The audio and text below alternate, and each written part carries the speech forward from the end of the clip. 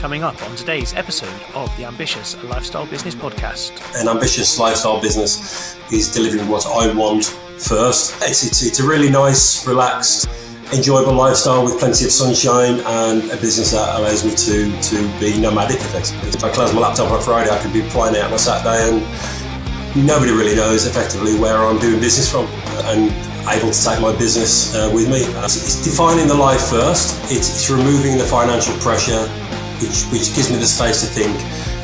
Today on the Ambitious Lifestyle Business Podcast, we are joined by 1%er Craig Jukes. Now, Craig has spent 37 years in the corporate environment. However, he had a bit of a light bulb moment on a flight back from Kefalonia one day. And as a result, sold his house, sold his car, sold his caravan, quit his job, and started his ambitious lifestyle business. He is now in a very, very enviable place where he spends several months of the year, every year, outside of the UK. We began today's episode with me asking Craig exactly what life looks like for him and his family right now. I'm either very fortunate, very lucky, or everything in between. But at the moment, I have a business that is transportable wherever I go. And that was by design. So I tend to spend December and January out of the country in the Canaries, and then a couple of months in early spring, so May, June, across in Greece, in Kefalonia. And then I get the summer back in the UK. Hopefully the sun shines a little bit and we can enjoy it. And then I tend to disappear for maybe 1 week or 2 weeks across to Spain in September, October, once all the kids have gone back to school. As well as taking, some short weekend trips in the UK. So it was always a desire of mine to travel more and a business that would allow me to do so. I'm very open with customers about what I'm doing and where I'm going. But to be honest, if I'm sat in Shrewsbury or the sunny Canaries, there's no drop off in performance or getting what needs to get done. So when people say you go on a holiday, I don't use that word. I'm just going, I'm working from a sunnier climate effectively. And able to take my business with me. My wife's retired, and she likes reading books by the pool. And during that hot point of the day, probably between 11 and 3, I tend to do the laptop work and do whatever conversion I need to with customers and my suppliers, contractors, etc. But it's really, to me, it's enjoying that either side of the day. So that what I call the two bookends of the day. So waking up and having a coffee on the terrace in the morning, overlooking the ocean, doing a bit of work once the wife disappears to the pool. And then, when the laptop closes at 3 o'clock, I then kind of can enjoy beach walks or going for a zero beer down the harbour.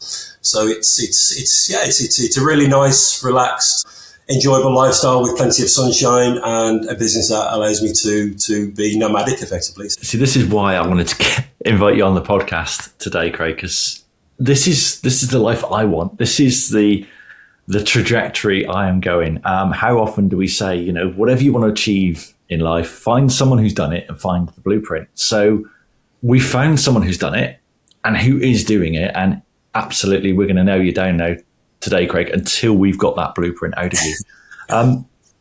But to me, that's so inspiring, because to think, as I'm looking at a grey Plymouth May morning now, to think that, you could be looking at the blue skies of the Canaries, or, I guess you're off to Kefalonia in a couple of weeks, aren't you? Yeah, I fly out mid-May and then come back first week of July. 7 weeks in the sunshine, and by July it really starts to get warm in Kefalonia, so it's a good time to kind of exit anyway and then get back to the UK and enjoy the blistering summer that we're going to have. The UK is a beautiful place, and there's some great places here. Sunny Plymouth or sunny Shrewsbury, and lots of places around the UK. So I do like to get lots of city breaks as well when I'm here, because there are places to go to that are equally as enjoyable as going abroad. And I think that's why I like the balance of a UK and nomadic lifestyle, really. You should get the best of both worlds and enjoy the UK in its sunniest, hopefully, as well as almost guaranteed sunshine when you go to the likes of Canaries and or Greece and Spain, etc. So, the balance is perfect for me at the moment and really enjoying it. Yeah, that's for me, that's what I'm looking for, is that, UK in the summer, it's at least going to be warm rain. it's not too bad, but it's that wintering abroad. I want to be able to go, avoiding Januaries and Februaries where it's just, very, very short, dark days, cold, just greyness of the UK. But this is still going to be home for me. It was absolutely glorious last week, and I think even the week before was quite nice. You're walking around the countryside here, and it's just lush green countryside because of all the rain we get. But also blue sky. And when it's like that, there's no place better than the UK. Richard Koch's famous book, The 80-20 Principle, he talked about this principle of chasing the sun. So he said, right, I'm going to live in Portugal because that's where it's sunniest. But then he soon got fed up of winters in Portugal because it's not quite as sunny as it needs it to be. So he moves down to Cape Town in the winter. So he winters in Cape Town. The rest of the year is in Portugal. So it's getting that maximum bout of sunshine. Yeah, I mean, I was saying in actually a conversation with Jason today, actually, when I joined the 1% Club, my original plan, it was to live abroad completely, find a property, either Greece or Spain or the Canaries. But actually, when I came into the 1% Club and saw there were people living abroad, but also taking on board what I think you said in one of your books is to live like a millionaire rather than to have the assets of a millionaire, but be able to enjoy the villas by the seaside, or if I want to hire a car or lease a car, whatever it might be. That started to really make me re-challenge and rethink my mindset. And actually the nomadic lifestyle was a much more appealing lifestyle than actually just permanently being based in Greece, Spain or Canaries. Because as you say, Greece is very wet and not pleasant in the winter. So living there all year kind of then taints that experience. So I think, it's a perfect balance at the moment. If I close my laptop on a Friday, I could be flying out on a Saturday, and nobody really knows effectively where I'm doing business from. So it's a very portable, flexible lifestyle. I'm loving that. Before we move on to the blueprint that John's so desperate to get hold of, has it always been this way, Craig? Not at all. I mean, my history is working in corporate for 37 years for two very large companies. Really enjoyed those jobs. Lots of opportunity. They looked after me very well. Worked with some very smart, intelligent people. It's only really when there's a little bit of a bump in the road, and I'd always had a calling really. That my dad was an entrepreneur. My two brothers were entrepreneurs and run their own businesses, and I was always the kind of paid employee in the group really. And I always wanted to do something, but could never put my finger on the pulse of what it was. So there was a little bit of an illness in 2018, I think it was, and sometimes you don't get it tomorrow, so let's make tomorrow the change. And I like to plan and make sure that I kind of de-risk as much as I can the situation. So I think, the framework we're probably talking about at the moment is how do I go from where I am to where I want to be, and what are those logical steps to get me from position A to position B, and define that plan effectively, and then just try to execute that as best I could every day, with the intent of I want to move towards a different life, a different lifestyle, one that is much more nomadic. Again, it was definitely a corporate lifestyle that I've come from. My wife ran a business that was quite labour intensive, so that means we had very restricted holidays. So again, that really restricted us to being in the UK lots of the time, and we'd nip off for the odd week here and there. And at the end of that week, you think it just isn't enough. So we, how do we get from the lifestyle we've got to the life where we want to go to, and dear at the same time give me comfort that I know I can come out the other side of that and really give me time to breathe and define exactly what I wanted to do for the long term, effectively.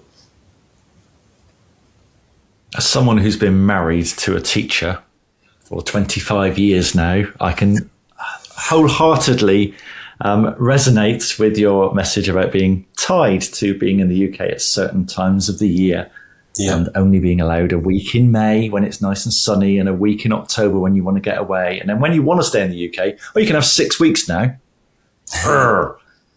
Craig, we need to get to this framework. So we were chatting a little before, and you've got a 5-step framework, which you followed. I am following, and listeners of this podcast can follow along as well. So do you want to walk us through what that 5-step framework looks like?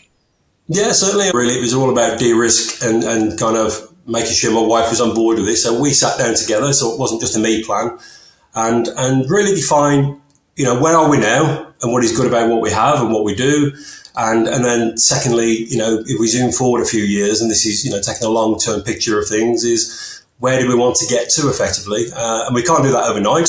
I'm not just going to chuck the keys on the table at my job and walk away from a, good paid salary with rewards, and then put ourselves into a position of difficulty. So the first thing I think, really, I guess, if you want to call it, we defined the life we wanted first. And then, what does that look like and feel like? Where do we live? What things do we need that we've currently got? Which things can we eject for which we couldn't got, which had no value? So we had things like a convertible car. We had an house that was far too big. We lived in an area we didn't particularly enjoy. So the flip side of that was, we'd like to live in a better location that gives us a better work-life balance. It's much more enjoyable to be, most days of the week. And then also defining what traveling abroad looked like, or maybe even living abroad as a long-term goal. And then really working out the steps to achieve that effectively. So I think one of the biggest things, and probably step 2 of the process is, and I think like most people who listen to this podcast would be, I'd like to do that, but I haven't got enough money to be able to do it, or I'm under financial pressure. I've got a mortgage, kids, wife, bills, etc.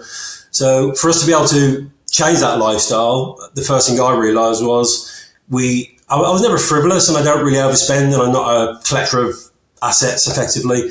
But it was really defining, back to Rich Dad Poor Dad, which most people have read, is, what are the good assets that help us and support us on that journey, and which are the bad assets. So, we moved from Staffordshire to Shrewsbury, which meant we went from having an expensive mortgage to being mortgage free. So step 2 of that process, effectively, I think you can define as removing that financial pressure. And every month we'd sit down and go, well, actually, okay, what have we done this month to move us on that journey, and really execute that plan without failure.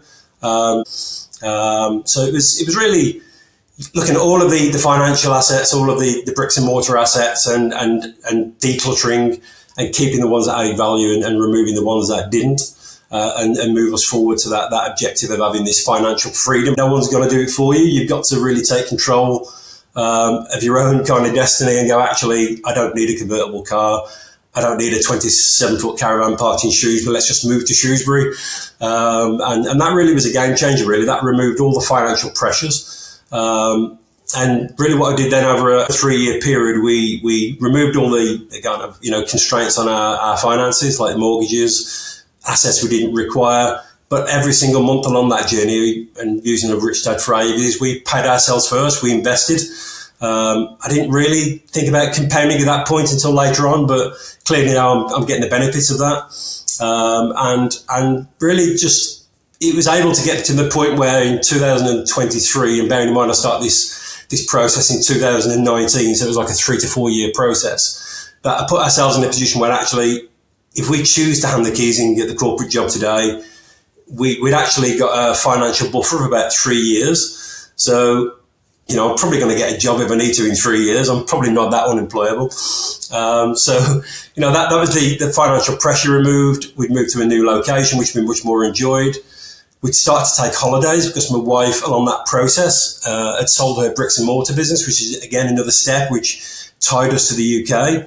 And that just allowed us to accelerate the whole plan effectively. So I think by the end of 2023, when I handed my keys into the corporate job, we were in a position really where we actually said, let's just give ourselves 2024 off and do the travelling we haven't done for the last 6 or 7 years due to different constraints. And then really decide to build a business. And I think this is probably the 4th part of the frame, really. Build a business that fits the lifestyle that we want to do. And bearing in mind, we defined this plan in 2019. Is that still what we want? So it's allowed us to not have financial pressures, travel a lot, which gives us that extra time away from even just family, constraints and things that you're doing, just to give you that time to look at what other people are doing, listen to podcasts, read books, look at what plan you want to define for your own future, and then really implement that through 2024 was the plan. And during that first couple of holidays, that's where my business was born from, effectively.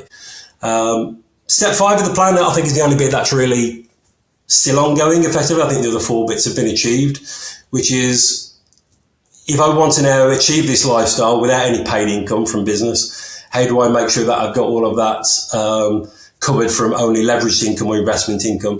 So if I choose not to do what I'm doing today, and I love what I do today, so there's no plans to stop doing that, then how can I do this only from leveraged income? So yeah, the 5-step plan, I know there's a lot of words in there, but it is really define the life first, remove all the financial pressures that just clear your headspace, being able to make the right decisions, not rushed or pressure decisions, create that space to be able to think. And I know most people do it the way around. They jump out of a job, they jump into a business that they think is going to grow, and they still put massive pressure on themselves in terms of finances, being the breadwinner especially, and not really giving that time to think because they're full on activity mode at that point then and bootstrapping a business effectively. And then step forward would be, define that business that fits the lifestyle you want to do, and that can be different for every single individual.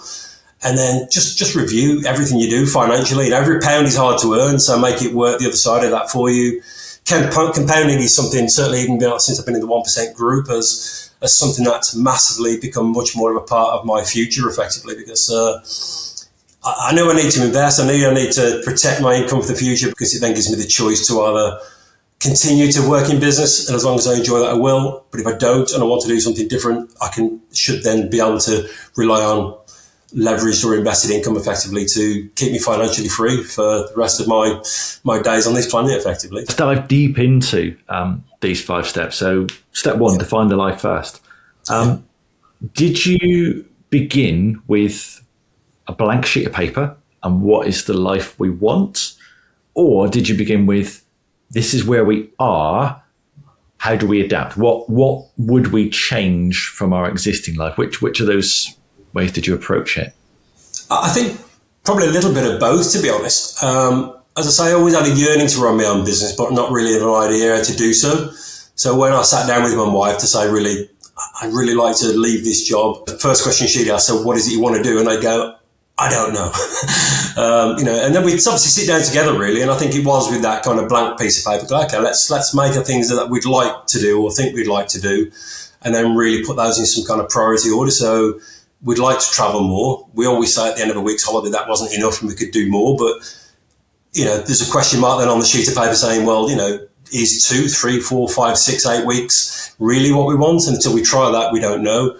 But if we think that's what we want, let's put that down on paper. So I think at the end of the exercise, you end up on things of, we realised that we lived in an area that we didn't want to live in a house that really we didn't care for effectively, that we knew that we were spending too much on stuff that added no value, convertible cars and other assets. We knew that we wasn't investing enough. We knew that we wanted to travel more, but really her business and my 5 weeks paid leave a year wasn't enough to give us what we wanted to do.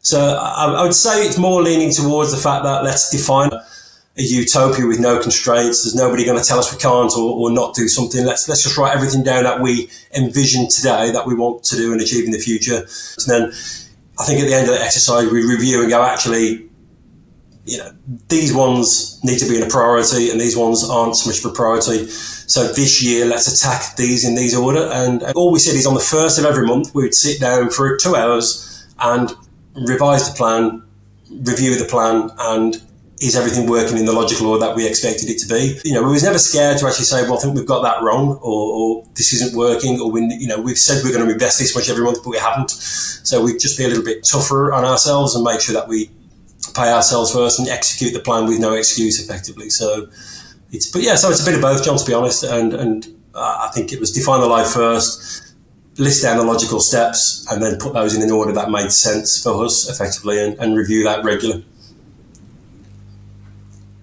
I'd like to tackle points 2 and 3 probably together. I guess they would be chatting to 1%ers and listening to other business owners. One of the things that keep coming up time and time again is they're trapped in the business that they kind of have, and actually how does that shift change between what you currently have and then what you kind of want? Because you said 60 hours a week in corporate. Well, most business owners are working 60 hours a week doing the do in their businesses there is. So any advice, or how did you tackle that piece where actually you need to create that space to find the life that you want, but then obviously moving on to that, removing the financial pressures, which lots of business owners can't see the wood for the trees kind of thing, and that way out? Yeah, I mean, for me personally, it was a case of the thing stopping me doing what I need to do was the financial pressure of all the things I've built up around me. So mortgages, assets that were taking money out of my pocket. And it really was, a bit of a wake-up call, really, when you write down on a piece of paper all the things that are taking money out of the bank rather than putting money into the bank. Putting the financial plan in place and removing that pressure of the finances allowed me then to create the freedom to think better. And I always realised, I think I wrote on the pad at the time, really, I want to buy more time and not have more money, because I can exist on less money and it will give me more time, which is the thing we're talking about now, really, the freedom to travel. And really, if I define the life I've lived now and I say actually break this down, and it could be, to live this life I might need £5,000 a month. And if you break £5,000 a month down into what that hourly rate is, I haven't got a calculator to me, but it's probably £25 to £30 an hour if you do 8 hours of a 5-day week. So when you say to people, I can't do this because I need £50,000, £60,000 a year to live this lifestyle, if you say to people this takes £25 to £30 an hour working 8-hour days, 5 days a week, is that more achievable? So I think breaking that down into bite-sized chunks, really. I think with any plan, if you want to go from A to B, and just how do you envision from there to there is almost impossible to picture.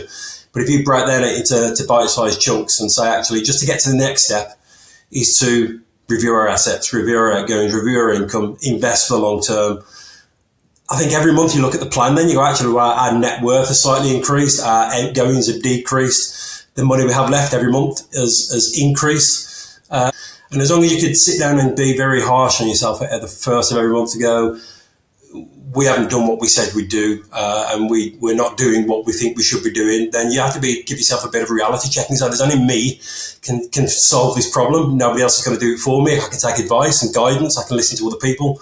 But to me, this is defining life on my terms. And if that's the case, then it's my responsibility to make that happen. So if you're a busy business owner working, and I'm sure I've talked to people at 1% who are, doing long days, 6-7 days a week, that isn't going to stop unless you put the handbrake on, review, reflect, and really sit down and define with yourself and your family where it is you want to get to, and just write down as many logical steps, I think, as you can to, in their own terms, of how they're going to get from position A to position B, but in small chunks, I think. And if you break that down and do it in incremental next steps, but I think you have to be harsh and reflect on yourself is, am I doing what I said I would do? And if not, give yourself a bit of a kick and make sure you fix that problem, really, because nobody else is going to do it for you.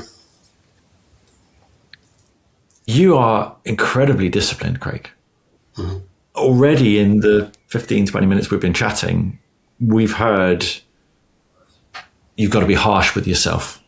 You've got to be honest with yourself. You've got to be consistent. You've got to do it every month. If we're falling behind, give ourselves a kick up the arse and get going. What you've achieved here is a huge go. It's taken you 4 years. It's still a work in progress to some extent. How do you find the discipline in month 17 when you're nowhere near where you want to be, but you've got the pain of doing the work every month? Are you just a very, very disciplined person, or do you dig deep for that discipline? I think a little bit of his background. I've worked in corporate roles for 37 years, and some of those in managerial positions where you're managing teams of either 10, 50, I think 150 at my biggest point at one point. And I think that therefore means you have to manage your teams and all the things that go with the pressures of those type of jobs, budgetary constraints and performance expectation from your managerial hierarchy. So I think that's a little bit of pedigree in there. But also I think when you start this journey and you see the marginal gains that you're getting, so we've got money left at the end of the month. We've got rid of things that we're decluttering our life. We've actually moved to a location that we want to live in. We're finally taking 2 weeks holiday rather than just 5 days that we rushed. So I think those positive indicators that you get every single step along the way actually self-propel the fact that actually, so we're tough on ourselves and it's working. So it's a bit like going to the gym, really. You're not going to go once and look like Schwarzenegger. You're going to, every month you go, you're going to see a slightly better improvement. And that really then becomes the endorphin of continuing that fitness journey and health journey or whatever it is you've chosen to do. So I think once you've got that plan and you can tick off the milestones and the improvements, even if they weren't as accelerated you think, I think that gives you that discipline to go, it's working. And I think also some outside negative pressure from other people who are going, you're mad selling that house and buying the one you brought. You're crazy to want to give up this high paid job and live on a shoestring for a little bit of a time or risk, everything. So I think it's all those kind of drivers really from, I think the inner driver to want to achieve something I wanted to do and be my own boss and run my own business. So this is how we get there. The positive milestones, I think, is you can see these improvements taking place, and also probably the negative pressures, a little bit of "I'll show you, I can do it" type of thing along the way from even friends and family, close friends and family, really, who all probably said in unison that you're mad, But yeah, I finally lost it. Yeah, it's just that you can see where you want to get to, and other people can't sometimes. And it's only when now I talk to people to go, "Oh, you're very lucky, you are. You can get to travel and take your business." Well, you didn't say I was lucky 3 years ago. You said I think it was a version of madness that crept in. So it's proving people wrong a little bit. Positive indicators every single step along that way. You mentioned Schwarzenegger just now. Now, the world would possibly not have heard of Arnold Schwarzenegger were it not for Reg Parks, a bodybuilder who went into acting, became Mr. Universe. He was a little bit ahead of Arnold on the journey and became that mentor that, again, someone who's got the blueprint. Someone like me has done this and is possible. Did you reach out to anyone when you were on this journey, at the start of the journey, who had that nomadic lifestyle or was spending that time abroad? Yeah, I mean, absolutely. I think it all first kind of came to my attention. I think I was flying back from a week in Kefalonia, and I was sitting next to a guy on the plane, and I got talking to him and, asking where he lived in the UK. He said, I live in Kefalonia. And I went, "Oh, you're coming back to UK on holiday?" "No, I'm coming back to work. I'm in the UK for 2 to 3 weeks, and I'm seeing all my customers, and I'm going back." And I think on the rest of that flight, that was, I think, where my first kind of light bulb moment came at. I hadn't even thought this was possible, really. I think if you're going to retire and go and live abroad, you get a job in Greece or Spain or wherever you are, and that's it. And you just transfer your life to a sunny weather. But actually, I can have a business or even a job, potentially, whatever it might be, to live abroad and have this kind of nomadic lifestyle. It's then when when I left corporate world in 23 and 24 is when I really then started to identify and reach out to people I knew that had either moved abroad permanently, who had split lifestyles or business abroad, or had even started a business abroad, because I didn't really know what of those models I wanted to follow at that point. So yeah, it was lots of research, lots of information gathering, lots of reaching out to different people who've done different things and were 2 or 3 steps ahead of me on the ladder, effectively. So yeah, he was taking all that advice and guidance from other people who'd done it. And again, he really wanted to join the 1% club. I think I was saying to Jason the other day, that really flipped my thinking from, still at that point, from how do I move abroad and run my business from a particular country, to actually the opposite of how do I live in the UK and spend as much time traveling to the places I want to go to more regular for longer periods of time, effectively. So even in the last 18 months, my plan has been refined and reviewed and changed to be more nomadic than it is setting stone in another country. Should we look at step 4 then? Build a business that fits. Is this right sizing the business? Is it the right type of clients? Is it just building a business that isn't too big or doesn't have those ties? Again, really, because I didn't really give myself the headspace until I left my job. I knew I liked marketing. That was my intent, to see whether marketing was the right thing for me. I just knew that I wanted to do something I enjoyed, that it gave me the income I needed, and was fulfilling enough that I wanted to continue to do this type of roles. I sat on that first holiday in 2024 after giving up corporate world, and I was in the Canaries going, writing down a list of career opportunities and business opportunities and the one that kept, floating to the top really was digital marketing, because everything I've just said, really, I thought there was a need, there was a market, I got the skills, ability, I could see how that was going to pay. And then was this able to transfer with me whenever I worked? Because, if you're looking after suppliers and customers in the UK, there's still a little bit of constraint around that. It was only really when I started that journey then and flushed this out really and kept rethrashing this business plan, that this was something that it was the right fit for me.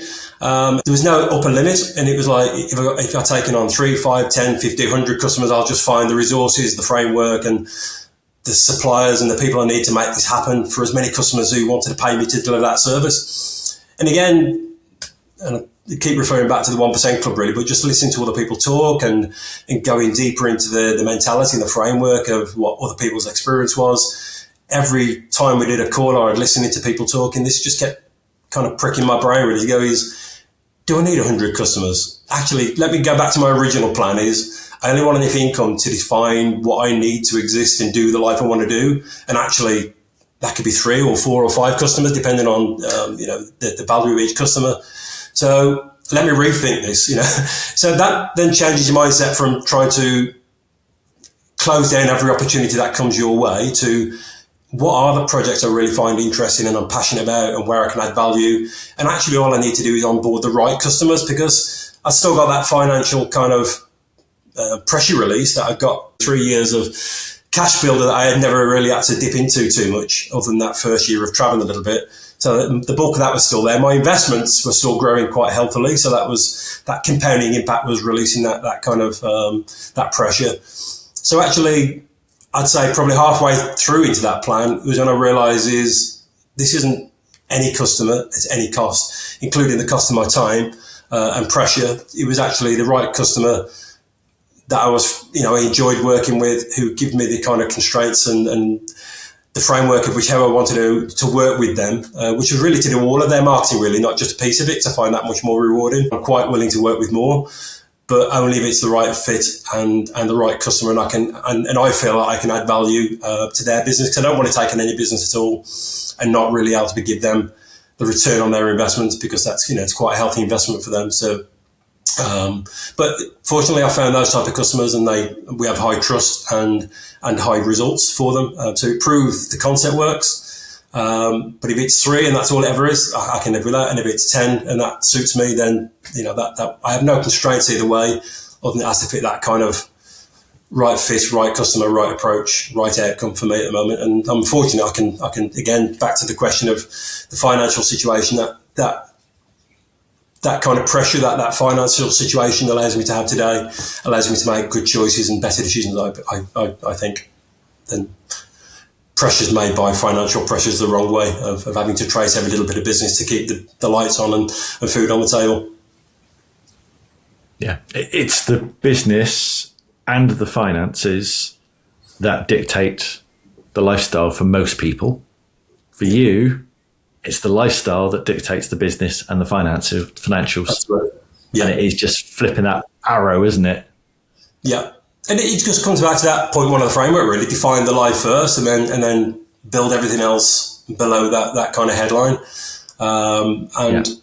It is possible for everybody. If you're running a business today and you're doing 7 days a week full on and you can't see the wood for the trees, then just take a step back, take time out of business, even if it's just one day, and take yourself off into nature with a notepad and just go, if I had to do something different tomorrow, not constrained by location, geography, finances, what would I like to do? And then I think that every time you write that down, there's always a logical step back to where you are today to that step, and it could be 100 steps or 10, depending on your situation.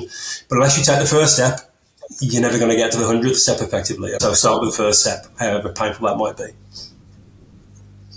I love that. And yeah, you hear luck all the time. Oh, they were lucky, they've done, fortunate, all of those kind of things. But actually, you've designed the plan that you kind of want. You've created the business that you kind of want to do that. You've gone through 4 years of getting to where you are with hard work, cutting back, scrimping and saving, the shoestring thing. So yeah, that really isn't luck and fortune. That is by design. And what you have created there is that ambitious lifestyle business that you really want. We always finish off with the question about what is an ambitious lifestyle business for you? What does that mean? I think it's just everything we spoke about, really. It's defining the life first. It's removing the financial pressure, which gives me the space to think, and building my business around what fits for me and my wife effectively. So it's everything we've just put into that framework, and I suppose that's my tagline, really. An ambitious lifestyle business is delivering what I want first, and then working backwards to the mechanics and the systems and processes that can get me there. So removing financial pressure, having that time and space to think, and defining the life you want to achieve at the other end of that rainbow, effectively. So, and the lifestyle and the business I've built, again, fortunately or unfortunately, has allowed me to be in that space. So, it's, every logical step has gone in my favour, effectively. Just to reiterate those five steps that have got you here. First and foremost, define the life you want. Start with lifestyle first. Second, remove the financial pressures. Question everything. Do we need to live in this house, in this town, in this country? Do we need that car? Just literally questioning absolutely everything. 3, create space to think and design. Don't go and quit your day job now and then figure out what you've got. Create some space first to think and plan. It is obviously very difficult to think when you're in the fog, but sometimes you just need to take that little step and find a place you can think and plan. Step 4, build a business that fits the life, not the other way around. I think that's almost the hallmark of this podcast, is 1%ers have done exactly that. But I think everyone gets it wrong to begin with. I think we all, because as a nation, we all start with, well, here's your job. So this is your salary. So go and get this mortgage, which means you can drive this car. And final step, compounding your way to financial freedom. I think when I've got a business I love doing at the moment, and that gives me an income, I think that then again, it just allows me to have much more freedom of choice, really, to remove any pressure. So if I did want to start business in 3-5 years' time, I can, because I've done the work over that a longer period of time. That's compounded, whatever the rates, if it's 4 or 10% or anything in between. That nest egg has got to a point where I know that will give me the financial income without any business income whatsoever. I don't want to live above my means by buying ridiculous things that I don't need, but I want to live the life I want to live. I'm 57 years old. Hopefully I'll live to be the oldest living person on the planet, and I can enjoy that. But it's choice. I think that's what it is. Freedom to give me the choice to do what I want to do.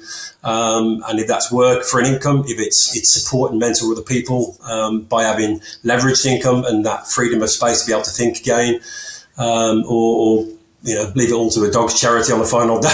I take a breath on this planet, then, whatever it is, then that's what I'll choose to do. But so the sooner you start this journey, the sooner you end up in a position of choice, freedom, and flexibility. Amen to that. Cool. Thank you for joining us once again, Craig. And thank you, dear listeners, for joining us on the Ambitious Lifestyle Business Podcast. As always, we will see you next month. Have a great one. See you later. So there we are, another episode in the can. How was it for you? Please let us know. However you listen to these podcasts, please leave a review on that platform. Let us know what we can do better, what you like, what you don't like, and how we can improve to make this show even better for you. We'll see you next time.